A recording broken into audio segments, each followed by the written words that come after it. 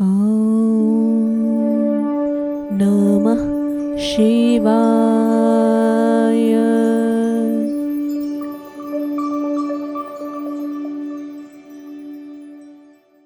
शिव पुराण महात्म्य, पहला अध्याय। सूत जी द्वारा शिव पुराण की महिमा का वर्णन।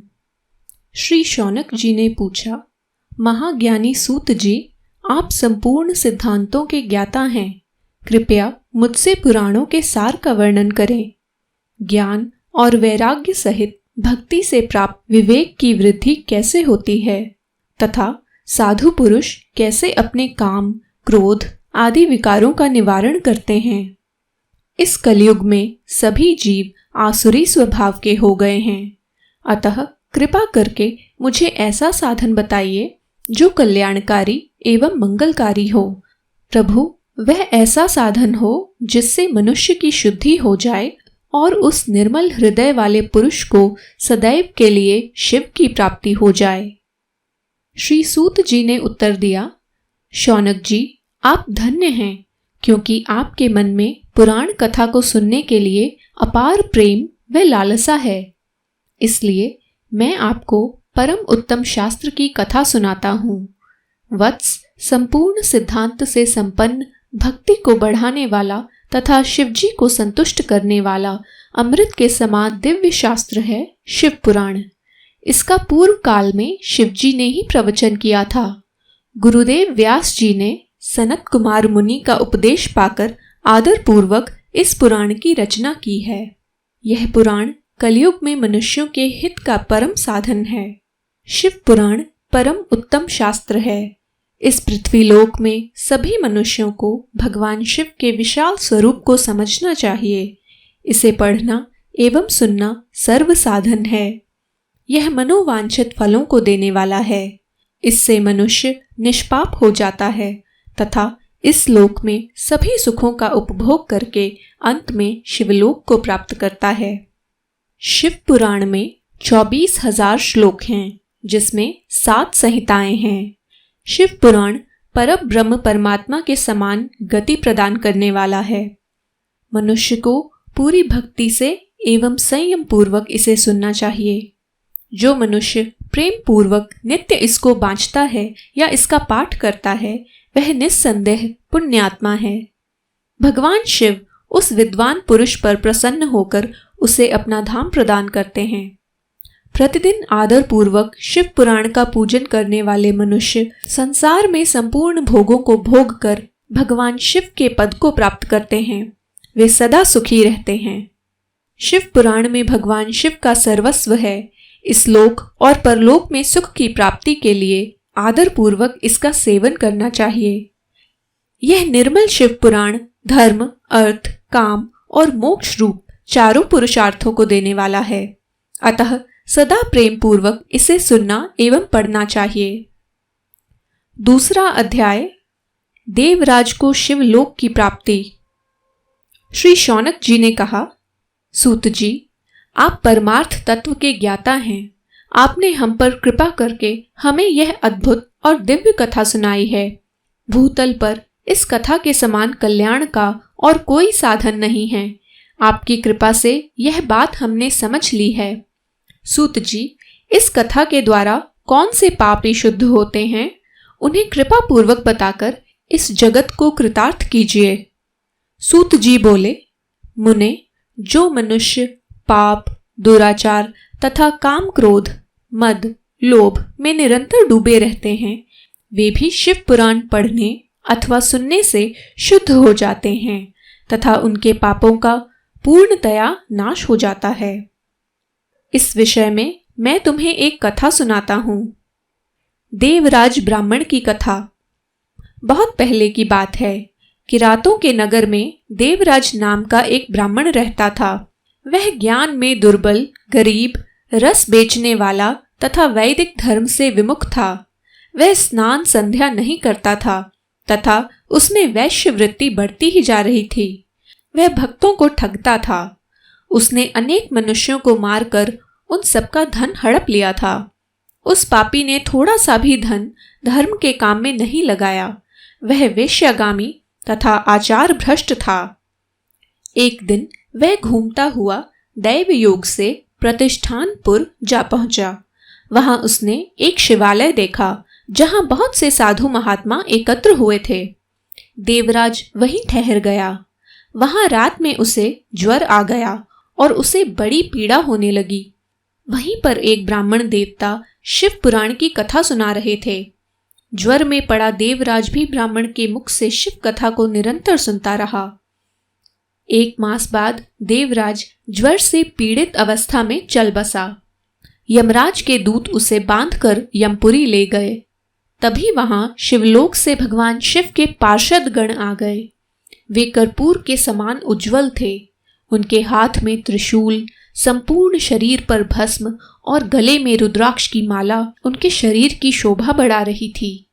उन्होंने यमराज के दूतों को मार पीट कर देवराज को यमदूतों के चंगुल से छुड़ा लिया और वे उसे अपने अद्भुत विमान में बिठाकर जब कैलाश पर ले जाने लगे तो यमपुरी में कोलाहल मच गया, जिसे सुनकर यमराज अपने भवन से बाहर आए।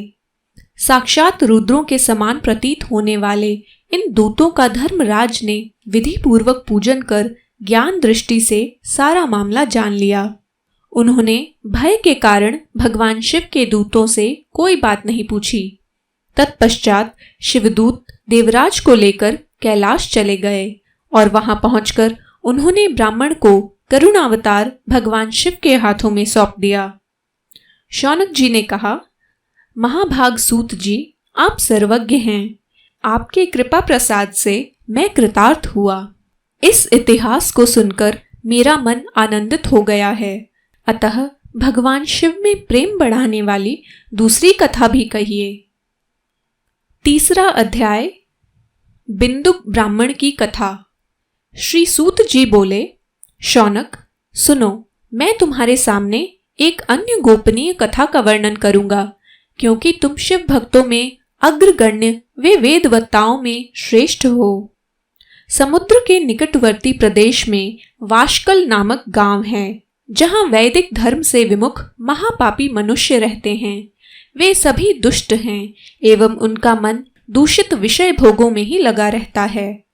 वे देवताओं एवं भाग्य पर विश्वास नहीं करते। वे सभी कुटिल वृत्ति वाले हैं, किसानी करते हैं और विभिन्न प्रकार के अस्त्र शस्त्र रखते हैं। वे व्यभिचारी हैं। वे इस बात से पूर्णतः अनजान हैं कि ज्ञान, वैराग्य तथा सद्धर्म ही मनुष्य के लिए परम पुरुषार्थ है। वे सभी पशु बुद्धि हैं। अन्य समुदाय के लोग भी उन्हीं की तरह बुरे विचार रखने वाले धर्म से विमुख हैं। वे नित्य कुकर्म में लगे रहते हैं एवं सदा विषय भोगों में डूबे रहते हैं। वहां की स्त्रियां भी बुरे स्वभाव की और व्यभिचारिणी हैं। वे सभी सद्व्यवहार तथा सदाचार से सर्वथा शून्य हैं। वहां सिर्फ दुष्टों का निवास है। वाशकल नामक गांव में बिंदुक नाम का एक ब्राह्मण रहता था। वह अधर्मी, दुरात्मा एवं महापापी था। उसकी स्त्री बहुत सुंदर थी। उसका नाम चंचुला था। वह सदा उत्तम धर्म का पालन करती थी, परंतु बिंदुक वेश्यागामी था। इस तरह कुकर्म करते हुए उसे बहुत समय बीत गया। उसकी स्त्री काम से पीड़ित होने पर भी स्वधर्म नाश के भय से क्लेश सहकर भी काफी समय तक धर्म भ्रष्ट नहीं हुई, परंतु आगे चलकर वह भी अपने दुराचारी पति के आचरण से प्रभावित होकर दुराचारिणी और अपने धर्म से विमुख हो गई। इस तरह दुराचार में डूबे हुए उन पति पत्नी का बहुत सा समय व्यर्थ बीत गया। वेश्यागामी दूषित बुद्धि वाला वह दुष्ट ब्राह्मण बिंदुक समयानुसार मृत्यु को प्राप्त हो नरक में चला गया। बहुत दिनों तक नरक के दुखों को भोग कर वह मूढ़ बुद्धि पापी विंध्य पर्वत पर भयंकर पिशाच हुआ। इधर उस दुराचारी बिंदुक के मर जाने पर वह चंचुला नामक स्त्री बहुत समय तक पुत्रों के साथ अपने घर में रहती थी। पति की मृत्यु के बाद वह भी अपने धर्म से गिरकर पर पुरुषों का संग करने लगी थी। एक दिन दैव योग से किसी पुण्य पर्व के आने पर वह अपने भाई बंधुओं के साथ गोकर्ण क्षेत्र में गई। उसने तीर्थ के जल में स्नान किया एवं बंधुजनों के साथ यत्र तत्र घूमने लगी। घूमते घूमते वह एक देव मंदिर में गई। वहां उसने एक ब्राह्मण के मुख से भगवान शिव की परम पवित्र एवं मंगलकारी कथा सुनी। कथावाचक ब्राह्मण कह रहे थे कि जो स्त्रियां व्यभिचार करती हैं, वे मरने के बाद जब यमलोक जाती हैं, तब यमराज के दूत उन्हें तरह तरह से यंत्रणा देते हैं। वे उसके कामांगों को तप्त लौह दंडों से दागते हैं। तप्त लौह के पुरुष से उसका संसर्ग कराते हैं। ये सारे दंड इतनी वेदना देने वाले होते हैं कि जीव पुकार पुकार कर कहता है कि अब वह ऐसा नहीं करेगा, लेकिन यमदूत उसे छोड़ते ही नहीं। कर्मों का फल तो सभी को भोगना पड़ता है। देव, ऋषि, मनुष्य सभी इससे बंधे हुए हैं। ब्राह्मण के मुख से यह वैराग्य बढ़ाने वाली कथा सुनकर चंचुला भय से व्याकुल हो गई। कथा समाप्त होने पर सभी लोग वहां से चले गए। तब कथा बांचने वाले ब्राह्मण देवता से चंचुला ने कहा, हे ब्राह्मण, धर्म को ना जानने के कारण मेरे द्वारा बहुत बड़ा दुराचार हुआ है। स्वामी, मेरे ऊपर कृपा कर मेरा उद्धार कीजिए। आपके प्रवचन को सुनकर मुझे इस संसार से वैराग्य हो गया है। मुझ मूढ़ चित्त वाली पापिनी को धिक्कार है। मैं निंदा के योग्य हूँ। मैं बुरे विषयों में फंसकर अपने धर्म से विमुख हो गई थी। कौन मुझ जैसी कुमार्ग में मन लगाने वाली पापिनी का साथ देगा? जब यमदूत मेरे गले में फंदा डालकर मुझे बांध कर ले जाएंगे और नरक में मेरे शरीर के टुकड़े करेंगे, तब मैं कैसे उन महायातनाओं को सहन कर पाऊंगी? मैं सब प्रकार से नष्ट हो गई हूँ, क्योंकि अभी तक मैं हर तरह से पाप में डूबी रही हूँ। ब्राह्मण, आप मेरे गुरु हैं, आप ही मेरे माता पिता हैं। मैं आपकी शरण में आई हूँ। मुझ अबला का अब आप ही उद्धार कीजिए। सूत जी कहते हैं, शौनक, इस प्रकार विलाप करती हुई चंचुला ब्राह्मण देवता के चरणों में गिर पड़ी। तब ब्राह्मण ने उसे कृपापूर्वक उठाया। चौथा अध्याय, चंचुला की शिव कथा सुनने में रुचि और शिवलोक गमन। ब्राह्मण बोले, नारी, तुम सौभाग्यशाली हो जो भगवान शिव शंकर की कृपा से तुमने वैराग्यपूर्ण शिव पुराण की कथा सुनकर समय से अपनी गलती का एहसास कर लिया है। तुम डरो मत और भगवान शिव की शरण में जाओ। उनकी परम कृपा से तुम्हारे सभी पाप नष्ट हो जाएंगे। मैं तुम्हें भगवान शिव की कथा सहित वह मार्ग बताऊंगा जिसके द्वारा तुम्हें सुख देने वाली उत्तम गति प्राप्त होगी। शिव कथा सुनने से तुम्हारी बुद्धि शुद्ध हो गई है और तुम्हें पश्चाताप हुआ है तथा मन में वैराग्य उत्पन्न हुआ है। पश्चाताप ही पाप करने वाले पापियों के लिए सबसे बड़ा प्रायश्चित है। पश्चाताप ही पापों का शोधक है। जो मनुष्य अपने कुकर्म के लिए पश्चाताप नहीं करता, वह उत्तम गति प्राप्त नहीं कर सकता, परंतु जिसे अपने कुकृत्य पर हार्दिक पश्चाताप होता है, वह अवश्य उत्तम गति का भागीदार होता है। इसमें कोई संदेह नहीं है। शिव पुराण की कथा सुनने से चित्त की शुद्धि एवं मन निर्मल हो जाता है। शुद्ध चित्त में ही भगवान शिव वे पार्वती का वास होता है। वह शुद्धात्मा पुरुष सदा शिव के पद को प्राप्त होता है। इस कथा का श्रवण सभी मनुष्यों के लिए कल्याणकारी है, अतः इसकी आराधना वे सेवा करनी चाहिए। यह कथा भवबंधन रूपी रोग का नाश करने वाली है। भगवान शिव की कथा सुनकर हृदय में उसका मनन करना चाहिए। इससे चित्त की शुद्धि होती है। चित्त शुद्धि होने से ज्ञान और वैराग्य के साथ महेश्वर की भक्ति निश्चय ही प्रकट होती है तथा उनके अनुग्रह से दिव्य मुक्ति प्राप्त होती है। जो मनुष्य माया के प्रति आसक्त है, वह इस संसार बंधन से मुक्त नहीं हो पाता। हे ब्राह्मण पत्नी, तुम अन्य विषयों से अपने मन को हटाकर भगवान शंकर की इस परम पावन कथा को सुनो। इससे तुम्हारे चित्त की शुद्धि होगी और तुम्हें मोक्ष की प्राप्ति होगी। जो मनुष्य निर्मल हृदय से भगवान शिव के चरणों का चिंतन करता है, उसकी एक ही जन्म में मुक्ति हो जाती है। सूत जी कहते हैं, शौनक, यह कहकर वह ब्राह्मण चुप हो गए। उनका हृदय करुणा से भर गया। वे ध्यान में मग्न हो गए। ब्राह्मण का उक्त उपदेश सुनकर चंचुला के नेत्रों में आनंद के आंसू छलक आए। वह सुख से भरे हृदय से ब्राह्मण देवता के चरणों में गिर पड़ी और हाथ जोड़कर बोली, मैं कृतार्थ हो गई। हे ब्राह्मण, शिव भक्तों में श्रेष्ठ स्वामिन, आप धन्य हैं। आप परमार्थदर्शी हैं और सदा परोपकार में लगे रहते हैं। साधो, मैं नरक के समुद्र में गिर रही हूँ, कृपा कर मेरा उद्धार कीजिए। जिस पौराणिक वे अमृत के समान सुंदर शिव पुराण कथा की आप बात कर रहे हैं, उसे सुनकर ही मेरे मन में वैराग्य उत्पन्न हुआ है। उस अमृतमयी शिव पुराण कथा को सुनने के लिए मेरे मन में बड़ी श्रद्धा हो रही है। कृपया आप मुझे उसे सुनाइए। सूत जी कहते हैं, शिव पुराण की कथा सुनने की इच्छा मन में लिए हुए चंचुला उन ब्राह्मण देवता की सेवा में वहीं रहने लगी। उस गोकर्ण नामक महाक्षेत्र में उन ब्राह्मण देवता के मुख से चंचुला शिव पुराण की भक्ति, ज्ञान और वैराग्य बढ़ाने वाली और मुक्ति देने वाली परम उत्तम कथा सुनकर कृतार्थ हुई। उसका चित्त शुद्ध हो गया। वह अपने हृदय में शिव के सगुण रूप का चिंतन करने लगी। वह सदैव शिव के सच्चिदानंदमय स्वरूप का स्मरण करती थी। तत्पश्चात अपना समय पूर्ण होने पर चंचुला ने बिना किसी कष्ट के अपना शरीर त्याग दिया। उसे लेने के लिए एक दिव्य विमान वहां पहुंचा। यह विमान शोभा साधनों से सजा था एवं शिव गणों से सुशोभित था। चंचुला विमान से शिवपुरी पहुंची। उसके सारे पाप धुल गए। वह दिव्यांगना हुई।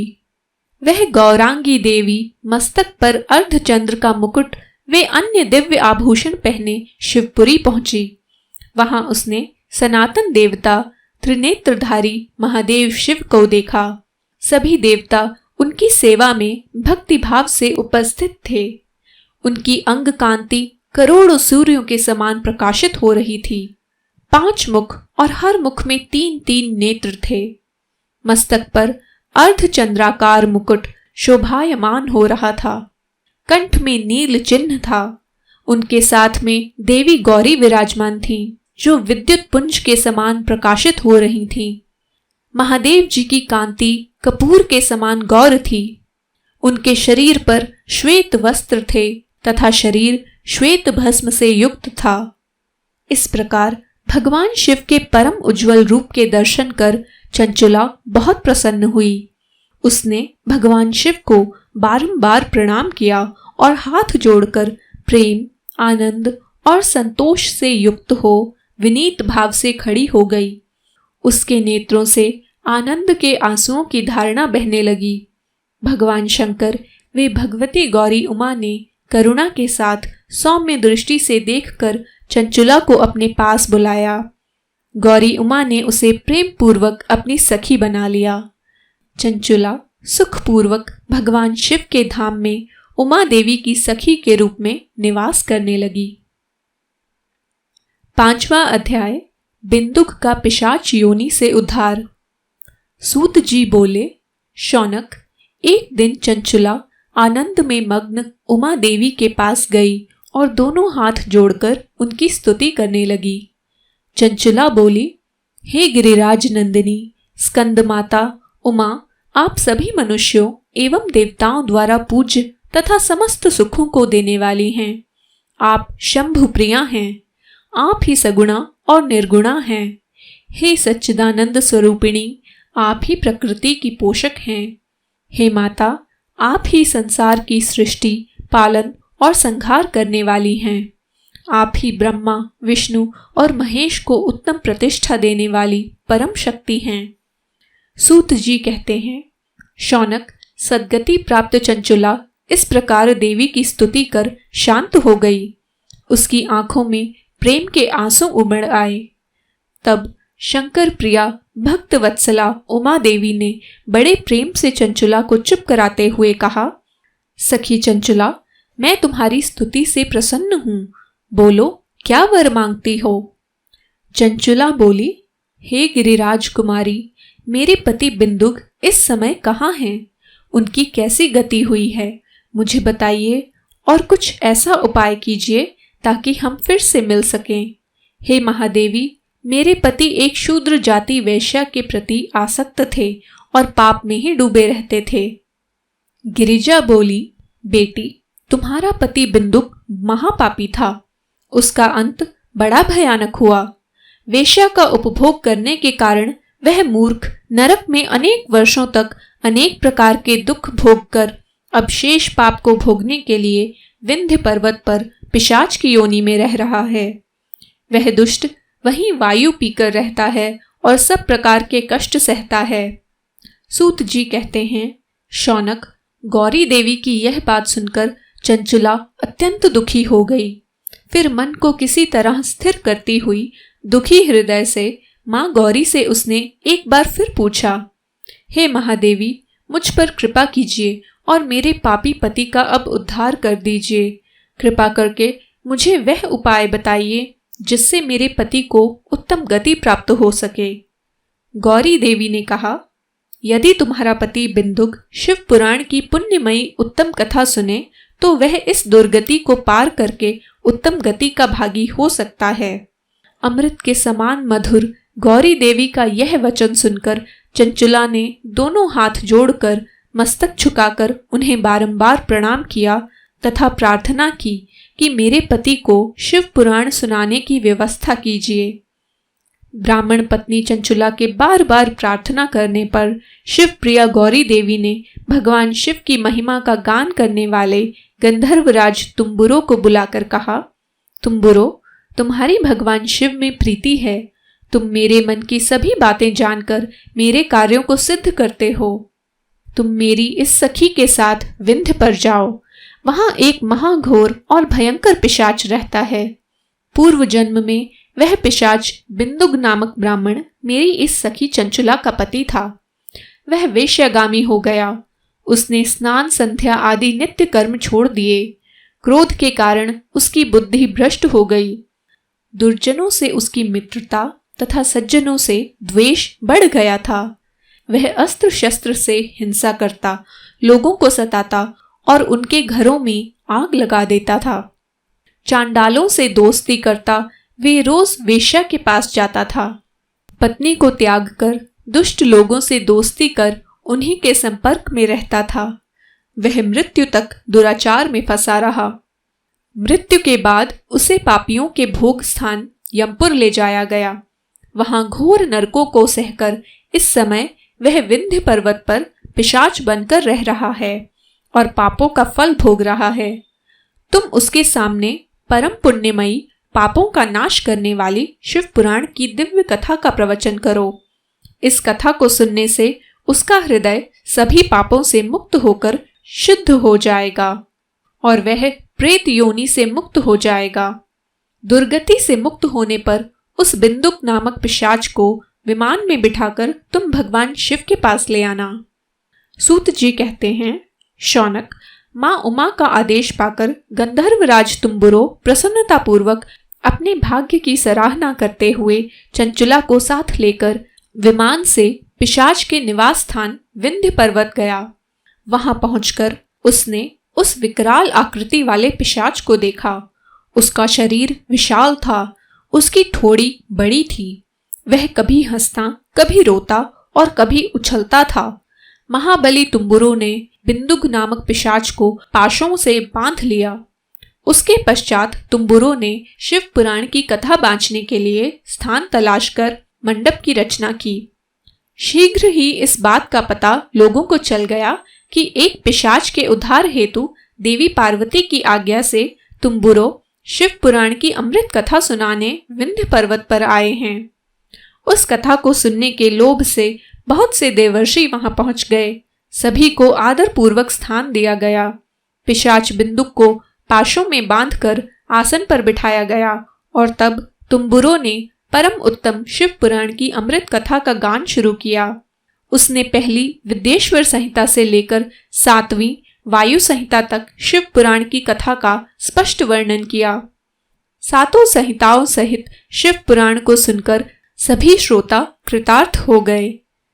परम पुण्यमय शिव पुराण को सुनकर पिशाच सभी पापों से मुक्त हो गया और उसने पिशाच शरीर का त्याग कर दिया। शीघ्र ही उसका रूप दिव्य हो गया। उसका शरीर गौर वर्ण का हो गया। शरीर पर श्वेत वस्त्र एवं पुरुषों के आभूषण आ गए।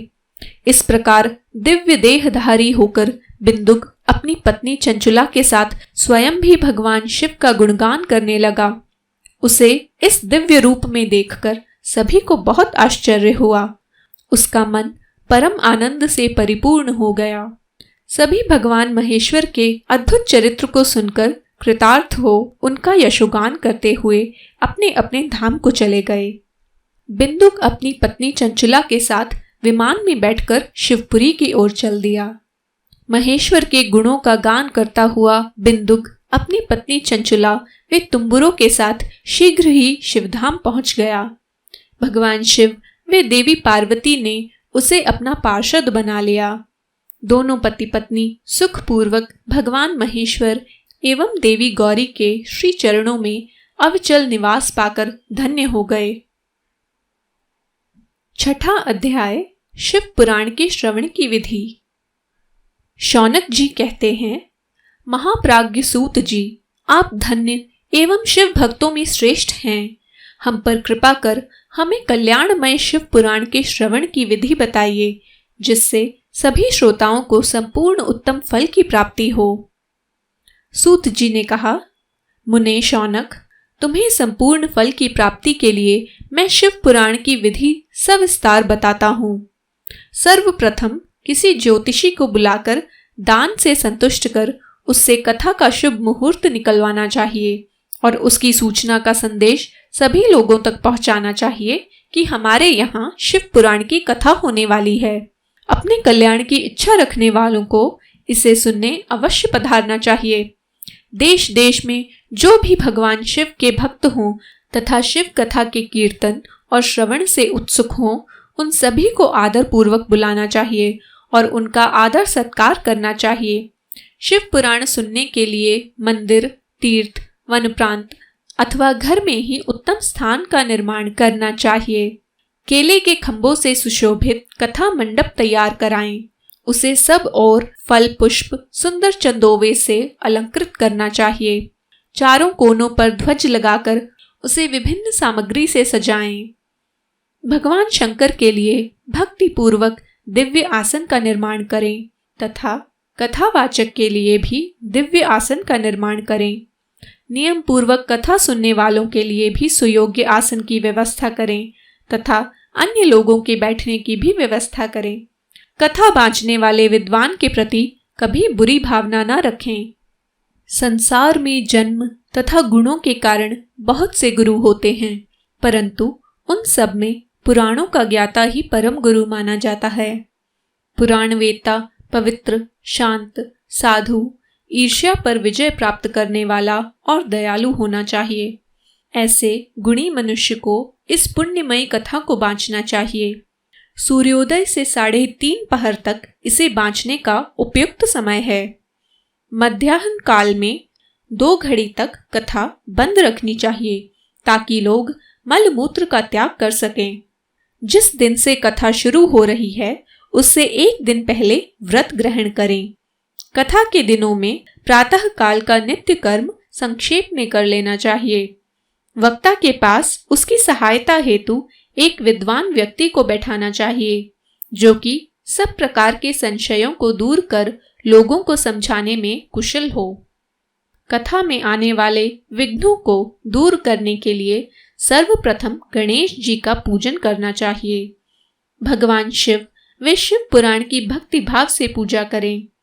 तत्पश्चात श्रोता तन मन से शुद्ध होकर आदर पूर्वक शिव पुराण की कथा सुने। जो वक्ता और श्रोता अनेक प्रकार के कर्मों से भटक रहे हों, काम आदि 6 विकारों से युक्त हों, वे पुण्य के भागी नहीं हो सकते। जो मनुष्य अपनी सभी चिंताओं को भूलकर कथा में मन लगाते हैं, उन शुद्ध बुद्धि मनुष्यों को उत्तम फल की प्राप्ति होती है। 7वां अध्याय श्रोताओं द्वारा पालन किए जाने वाले नियम। सूत जी बोले, शौनक, शिव पुराण सुनने का व्रत लेने वाले पुरुषों के लिए जो नियम हैं, उन्हें भक्ति पूर्वक सुनो। शिव पुराण की पुण्यमयी कथा नियम पूर्वक सुनने से बिना किसी विघ्न बाधा के उत्तम फल की प्राप्ति होती है।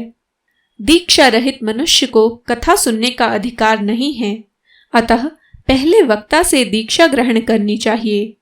नियम पूर्वक कथा सुनने वाले मनुष्य को ब्रह्मचर्य का अच्छी तरह से पालन करना चाहिए। उसे भूमि पर सोना चाहिए, पत्तल में खाना चाहिए तथा कथा समाप्त होने पर ही अन्न ग्रहण करना चाहिए। समर्थ मनुष्य को शुद्ध भाव से शिव पुराण की कथा की समाप्ति तक उपवास रखना चाहिए और एक ही बार भोजन करना चाहिए।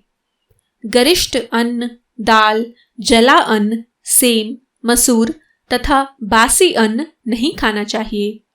जिसने कथा का व्रत ले रखा हो उसे प्याज, लहसुन, हींग, गाजर, मादक वस्तु तथा आमिष कही जाने वाली वस्तुओं को त्याग देना चाहिए।